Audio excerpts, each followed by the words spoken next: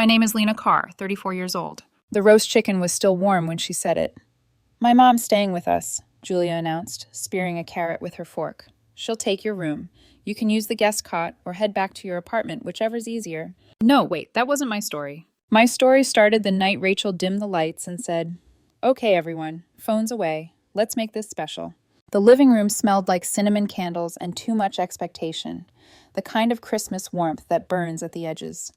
Rachel had taped a red bow over the TV because tonight was the premiere, her word, not mine. My daughter, Anna, sat on the carpet in front of me, practically glowing.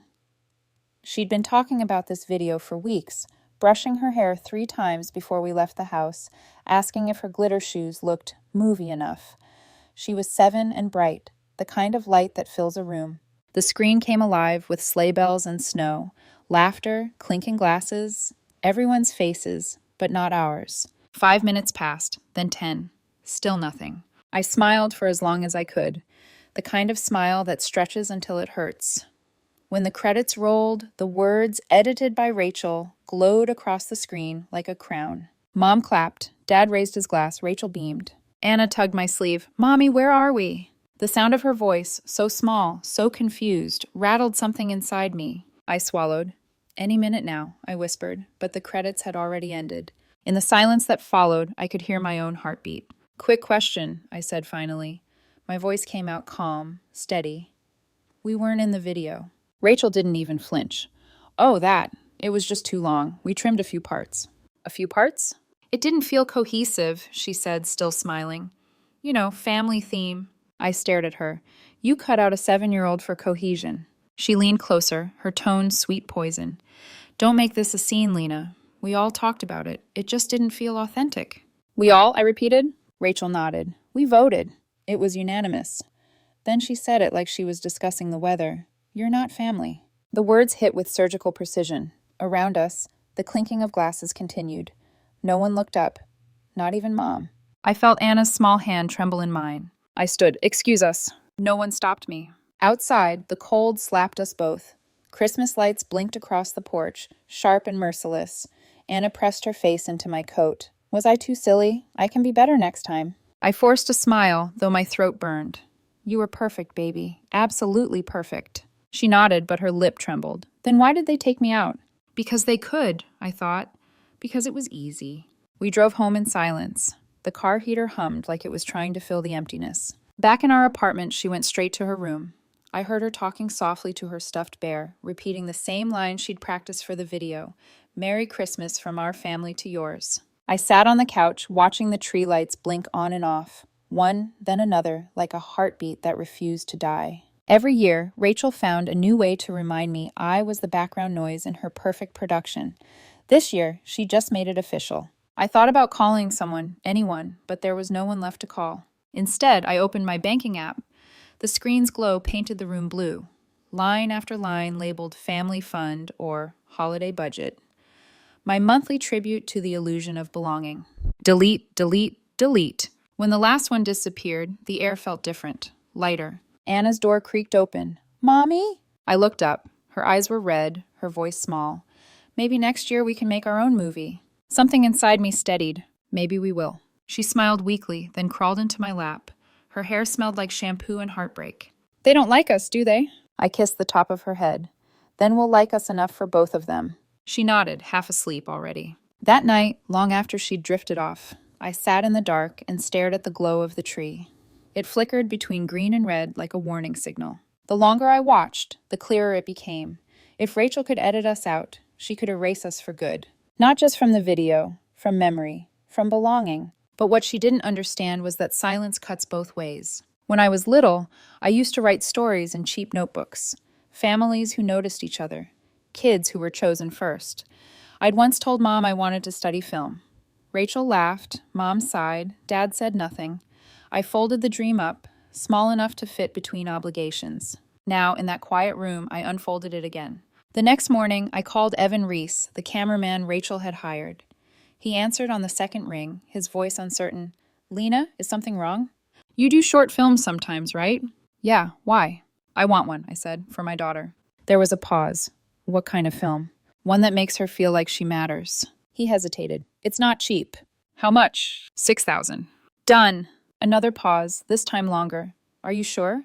I just pulled funding from a family that edited my kid out of existence, I said quietly. I've got the money. He exhaled. All right, give me a few days to plan. No, I said. Make it soon. She's forgetting how to smile. 3 days later, we met in a borrowed school auditorium. Evan brought a small crew, 2 film students, a couple of local actors. Anna wore her red dress, the same one from the family video. She called it her lucky dress. Watching her under those lights was like watching the sun rise in a place that had forgotten warmth. She remembered every line, every cue. When she had to cry for one scene, she didn't fake it. She cried real tears, the kind that make everyone hold their breath. When Evan called cut, she looked up at me, cheeks still wet. Did I do good? You did perfect, I said, my voice trembling. Evan leaned over. She's a natural. She gets that from surviving her family. He didn't laugh, but he understood. We wrapped in 2 days. It wasn't glamorous, but it was real. When we finished, Evan handed me a small flash drive. Give me a week for the final edit, he said. Make it faster, I whispered. She checks the mail like she's waiting for Hollywood. That night, as I tucked Anna into bed, she whispered, Mommy, was I really in a movie? I brushed her hair back. You were the movie. She smiled, already dreaming. After she slept, I plugged the flash drive into my laptop. The file name read, Light Keepers, Rough Cut. I pressed play. The screen filled with her face, bright, brave, alive. By the time it faded to black, my tears were silent. It wasn't about revenge, it was about light, the kind you can't edit out. And for the first time in years, I didn't feel erased. When the final cut arrived 3 days later, the email subject line read simply, For Anna. I waited until she'd gone to bed. The apartment was quiet except for the hum of the fridge and the faint city noises outside. When I pressed play, the room filled with soft music and light. There she was, my daughter, walking through a tiny set dressed like a snow-covered town, holding a lantern that seemed almost too big for her. The story was simple. A little girl finds her way home by lighting candles through the darkness, one by one. It wasn't flashy, but it was honest. When the last candle flared on screen, she looked up and smiled. A narrator's voice whispered, Some lights can't be switched off. I had to pause it halfway through because I couldn't stop crying. Evan messaged a minute later. It's beautiful. We should submit it to a few local festivals. Want me to credit you as co-writer? I wiped my face and typed back, Yes, but list her name first. The next week, we attended a small community film night, a borrowed school auditorium, metal folding chairs, and a faint smell of popcorn that clung to everything. Evan had warned me a local reporter might show up for human interest coverage, but I wasn't worried. This wasn't about attention. This was about healing. Anna wore her red dress again. She called it her lucky dress. She asked if I thought Grandma or Aunt Rachel would come watch. I told her no, but gently. They're busy, sweetheart. When the lights dimmed, I held my breath. The film began, and she glowed under the flickering light. Every audience reaction, every soft chuckle or sniffle felt like oxygen returning to my lungs. When it ended, the room erupted in applause. Evan caught my eye from the back row, smiling. Then it happened. The reporter, a woman in her 40s with kind eyes and a press badge hanging from her sweater, knelt beside Anna. Sweetheart, she said, how does it feel to star in your first movie? Anna's cheeks pinkened. Amazing. I was in another one before, but they took me out. The reporter blinked. Who did? My family, Anna said matter-of-factly. They cut me out of the Christmas movie, so Mr. Reese made one just for me. I froze mid-step halfway to the snack table. The reporter's eyebrows lifted slightly, but her tone stayed warm. That's quite a story. It's true, Anna said, beaming. He said I was really good. The woman smiled and thanked her, scribbling notes. I told myself it was fine, a harmless moment. People forget. Small-town news cycles die fast. But 2 days later, my phone buzzed with a headline. Local girl shines after being cut from family Christmas video. The article had photos. Anna holding her lantern, smiling, the caption, Some lights can't be switched off. It should have ended there. Instead, by the next morning, another headline appeared. Small town's sweetest scandal, when family becomes fiction. And that's when my phone rang. Caller ID, home. I almost didn't answer. Rachel's voice hit like static. You have some nerve. I sighed. Good morning to you too. Don't play dumb, she snapped. You think this is funny? Everyone's talking about that interview. What interview? A rustle, and then Mom's voice broke in. Sharp, brittle. Don't pretend, Lena. She told a reporter we cut her out of the video. I closed my eyes. She told the truth. Rachel mimicked Anna's voice, cruelly soft. They cut me out of the Christmas movie. Do you have any idea what that's done to us? Dad's voice thundered next. We've got customers asking if we're the monsters from that article. You've embarrassed us. Their family shop, Rachel's pride and paycheck, was the kind of place that sold live, laugh, love signs for triple the price. A boutique built on image. Now their slogan about family first looked like a lie. People are overreacting, I said. If they recognize themselves in a story about erasing a child, maybe that's the part they should think about. You need to fix this, Rachel hissed. Call the paper. Say it's not true. You want me to teach my daughter to lie for you? She's 7. Exactly, I said quietly. 7-year-olds don't invent betrayal. They just say it out loud. You're ruining us, Mom's voice cracked. No, I said. I just stopped cleaning up after you. There was a long silence. Then Rachel's last attempt came out half threat, half plea. If we lose the shop, I'll never forgive you. I almost laughed. Then I guess we're even. I hung up before they could answer. By the next morning, the store's Facebook page was flooded with comments. Lovely products, shame about the owners. Apparently, compassion costs extra. Not family-friendly after all. The bell above their door went silent. Luke texted me once. You okay? They're losing it. I typed back. So am I. Then deleted it before sending. Evan called that night. I didn't mean for this to explode, he said. The reporter must have pitched the story herself. I know, I said. It's not your fault. They're calling me for comments now, he added, uneasy. What do I say? Tell them the truth. That a little girl deserved to be seen. He hesitated. Lena, this might grow. A regional festival wants to screen it next month. I froze. Festival? Just a small one, but still. They love the message. I pictured Rachel's face if she saw our film playing publicly. The irony would cut sharper than revenge ever could. Do it, I said finally. Let them see what they tried to erase. When I hung up, I noticed 3 new voicemails, all from home. I didn't listen to any of them. That night, Anna climbed into my lap with her tablet. Mommy, look, someone shared our video. Sure enough, the post had hundreds of likes, comments full of hearts and fire emojis. She's amazing. Protect this little star. Some lights can't be switched off. Anna's smile could have powered the city. Are they mad? She asked softly. Grandma and Aunt Rachel? Yes, I said, but that's not your fault. She thought for a moment, then nodded. Maybe now they'll remember me. Her words hit like a whisper through glass. After she went to bed, I opened my laptop and found Evan's raw folder, the one labeled Christmas footage. I clicked through frames, Rachel arranging cookies, Luke laughing too loud, my parents smiling under the lights.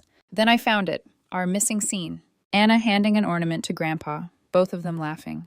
The timestamp was clean, the shot beautiful. Someone had chosen to cut it. There was even a note in Rachel's handwriting, scrawled across the editing sheet. Trim Julia Anna, tone and consistency. I stared at it until the screen blurred. Proof. Enough to ruin her completely. But I didn't send it anywhere, not yet. Instead, I closed the laptop and whispered into the dark. They took you out, baby, but the world just put you back. Outside, the city lights flickered through the blinds like silent applause. And for the first time in a long while, I let myself believe that truth could win quietly. But quiet doesn't mean safe. The storm hadn't even started. The first real sign that things had changed came quietly. Rachel's store, her kingdom of scented candles and curated perfection, was open, but no one went inside. The bell above the door stayed still, collecting dust. The display window that once bragged family, faith, forever, now had a single poster curling at the edges, for lease. Someone had spray painted across the side wall in red, cut out the cruelty. When I saw it online, my stomach twisted.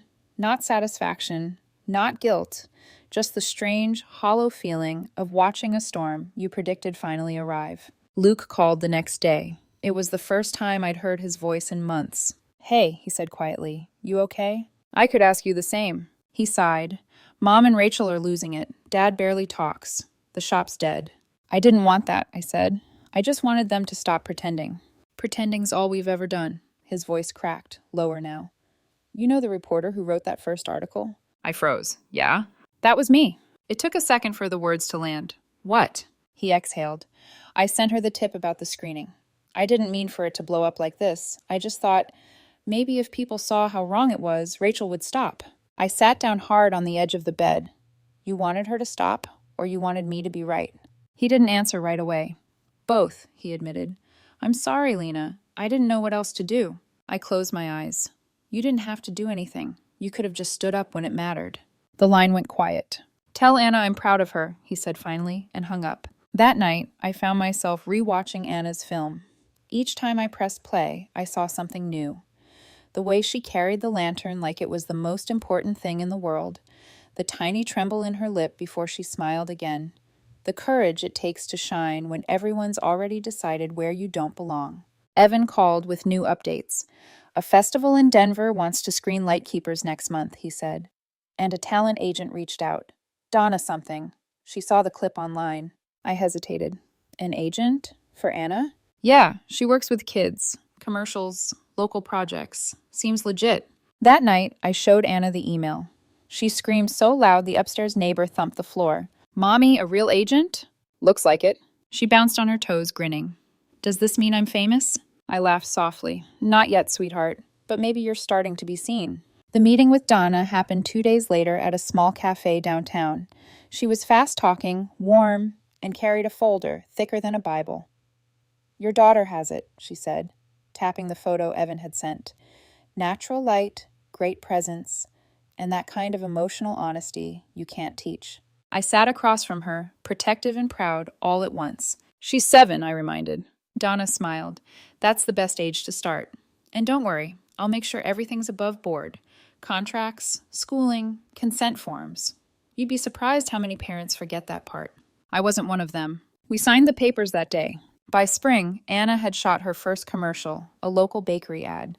She came home with frosting still on her sleeve and a grin that wouldn't quit.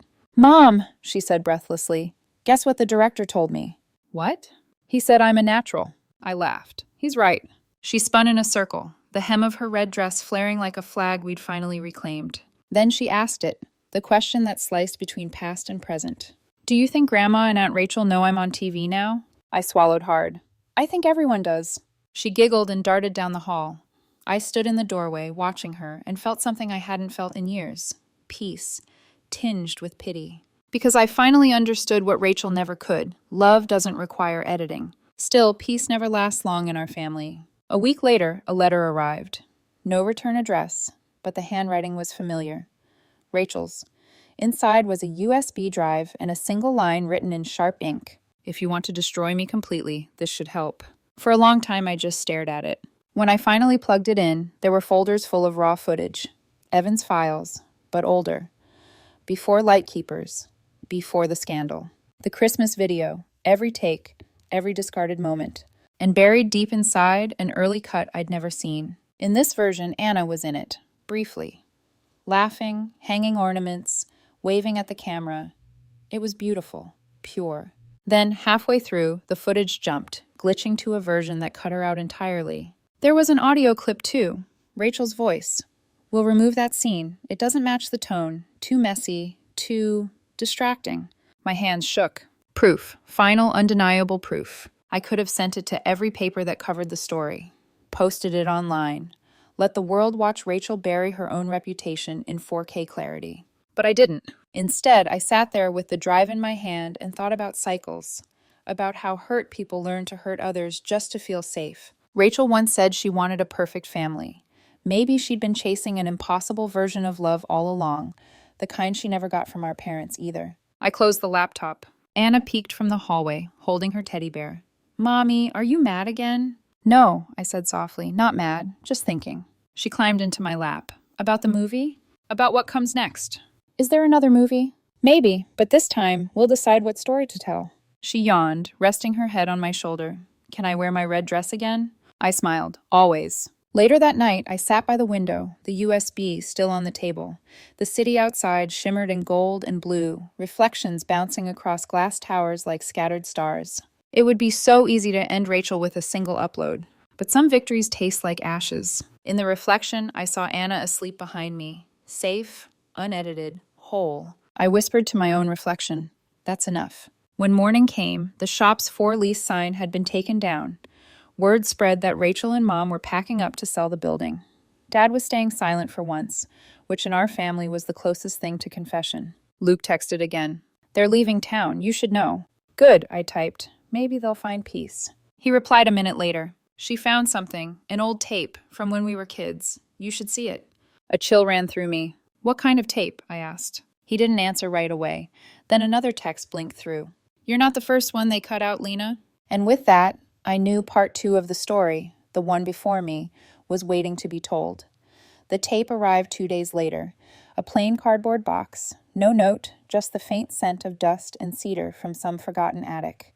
Inside, a mini DV labeled in fading ink. Christmas 1999, camcorder copy. Luke's message came right after. Watch it alone. I dug out my old camcorder, the one I hadn't touched since college. When the image flickered to life, the years collapsed. There we were, 3 kids, 1 cheap tinsel tree, and a living room still full of possibility. Rachel was maybe 11. Her hair was too short, her sweater too big. She sang off key into a plastic microphone, all heart and no rhythm. Mom hovered in the background, whispering to Dad, her face tight. Then the camera tilted. A woman's voice, our aunt, I think, said, "Let's skip that part. She's a little loud." The footage jumped. Rachel vanished mid-song, replaced by a perfectly framed shot of Luke shaking a gift and giggling for the camera. I froze. The air in my apartment suddenly felt too heavy. The same pattern, the same cut. History repeating itself, just edited for a new generation. I watched the rest in silence. Rachel appeared again only in fragments, background smiles, half sentences, someone always talking over her. By the end, I wasn't angry, just tired. That night I called her. She didn't answer. The next morning, I drove to the shop, or what used to be the shop. The windows were bare, the sign gone, a faint outline of where the letters Hearth and Home once glowed. Inside, through the glass, I saw boxes stacked high, shadows moving. Then the door opened. Rachel stepped out, wearing old jeans and a sweatshirt that didn't fit her brand. Her hair was pulled back, no makeup, her eyes swollen but defiant. "You shouldn't be here," she said. "Maybe not," I replied, "but I needed to show you something." I held out the tape. She frowned. "What is it?" "You're beginning," I said quietly, "before you learn to delete people." Her hand hesitated before taking it. We sat on the curb, 2 sisters in the ruins of what used to be her empire. I played the footage on my phone, the grainy clip of her singing. At first she laughed, an uneasy defensive sound. Then she covered her mouth. "Oh my God," she whispered. "They cut me out." "Yeah," I said, "and you passed it on." She stared at the screen like it was a mirror she didn't want to see. "I just wanted it to look good," she said finally. "I wanted Mom to be proud." "She never was," I said softly. "Not of either of us. But you turned that hunger into control. You made everyone else small so you could finally feel big." Rachel's eyes brimmed with tears. "You think I don't know that?" she said. "Every time I looked at Anna, I saw me, and I hated it." Silence. Only the sound of the wind knocking against a loose sign. She wiped her face. "I gave you that USB so you'd destroy me, so I could stop pretending." "I almost did," I admitted. "But I'm done being an editor. I don't want revenge. I want the truth out loud." She looked up. "Then what do you want from me?" "A confession," I said. "Not to me, to everyone." Rachel stared at the ground for a long time. "You think that'll fix anything?" "No," I said, "but it'll start something." A week later, the local community center hosted a small family and film forum. It wasn't fancy. Folding chairs, a borrowed projector, the smell of coffee and dust, but word had spread that both Rachel and I would be there. Evan handled the tech. Anna sat beside him in the front row, clutching her stuffed bear for courage. When the lights dimmed, the old home video played first, little Rachel singing, the abrupt cut, the room murmured quietly. Then Rachel stood up. No makeup, no performance, just truth. She took the microphone, her voice trembling at first, then steady. "I cut my sister and my niece out of the Christmas video," she said. "I told myself it was about cohesion, about tone, but it wasn't. It was about shame. The kind I was raised with, the kind I thought I could control by being perfect. I hurt them. I lied to myself. And I'm sorry." The words hung in the air, raw and uneven but real. Mom was sitting near the back, hands clasped in her lap. When Rachel looked at her, she didn't look away. Tears slipped silently down her cheeks. After a long pause, Mom spoke. "We taught you that," she said softly. "We taught you to hide the cracks. I'm sorry, too." No applause, no dramatic music, just quiet, collective release. I hadn't realized until then how much weight silence carried. When the lights came back up, Anna was crying softly. She climbed onto the small stage, hugged Rachel around the waist, and whispered something. Rachel knelt to hear it. I couldn't catch the words, but I saw Rachel nod. Later, outside, as people drifted away, Rachel approached me. "She said I can be in her next movie," she murmured, almost smiling. "She's a generous casting director," I said. Rachel handed me the tape. "Keep it. I think I've finally learned my lesson." What's that? That the parts we hide are usually the ones that make us human. I smiled. Took us long enough. We stood there under the streetlight, two women who used to be enemies, and were now something more fragile, maybe even better, witnesses to each other's undoing. When I got home that night, Anna was already asleep. Her certificate from the festival hung above her bed, Best Young Performer, and her red dress draped neatly over the chair. I sat beside her and brushed a strand of hair from her face. "They took you out of their story once," I whispered. "But now we tell our own." She stirred, mumbling something in her sleep. I glanced at the old camcorder tape still in my purse. Maybe someday I'd show it to her. Maybe not. Some ghosts are better kept as lessons, not legacies. The next morning my inbox pinged. It was Evan. "Congratulations. Lightkeepers got accepted into the National Festival. They want you and Anna to do a Q&A. My heart thudded. Public again. Lights. Questions. The risk of reopening wounds. I typed a reply, then stopped. Outside, the sun spilled across the kitchen table, golden and soft. Anna wandered in, rubbing her eyes. "What's wrong, Mommy?" "Nothing," I said, smiling. "Just deciding if I'm ready to tell our story again." She climbed into my lap. "We can tell it together." And that was all the answer I needed. Later that night, after she'd gone to bed, I opened Evan's email again. My fingers hovered over the keyboard. I typed 2 words. "We're in," then hit send. Through the window, I could see the city glowing, lights flickering like 1,000 tiny promises. Some lights, I realized, never go out. They just wait for you to stop editing yourself long enough to see them.